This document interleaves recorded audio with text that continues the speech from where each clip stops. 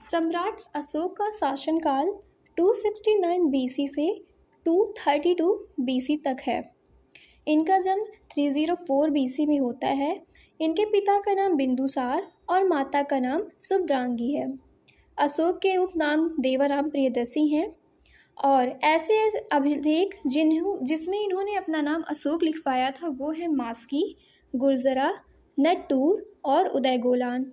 मास्की कर्नाटका में है, गुर्जरा एमपी, नट्टूर कर्नाटका और उदयगोलान कर्नाटका में है। भव्य अभिलेख में अशोक ने स्वयं को मगध का सम्राट बताया है। अभिलेखों की खोज टी फैंगलर ने 1750 में किया और 1837 में इसे जेम्स प्रिसेप के द्वारा पढ़ा गया। अशोक के अभिलेखों की भाषा क्या क्या है? तो भारत में इन्होंने ब्राह्मी लिपि का प्रयोग किया, पाकिस्तान में खरोष्टी लिपि, अफगानिस्तान में अरमाइक लिपि और एशिया माइनर टर्की में इन्होंने ग्रीक लिपि का प्रयोग किया है। कलिंग युद्ध इनके जीवन का बहुत महत्वपूर्ण युद्ध था। वो 261 बीसी में होता है, इनके शासनकाल के 8वें वर्ष। कलिंग कहाँ स्थित है? कलिंग उड़ीसा में है।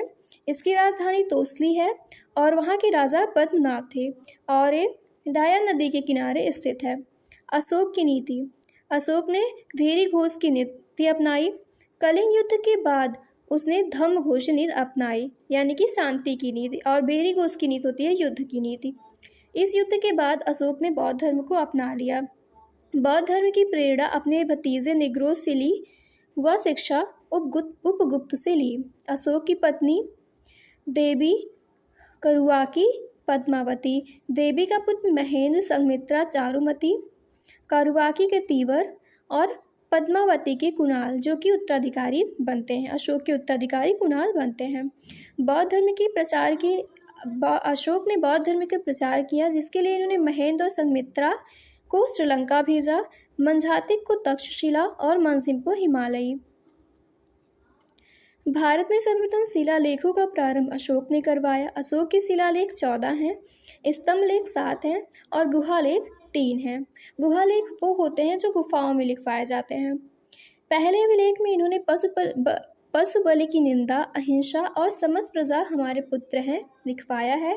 दूसरे में पशु चिकित्सा और दक्षिणी राज्यों का उल्लेख, जिसमें चेल, चोल, पांड्य, सती पुत्र हैं। तीसरे में अधिकारी, जिसमें रज्जुक, युक्तक और प्रदेशक हैं। प्रत्येक 5 वर्ष में भ्रमण की बात कही है।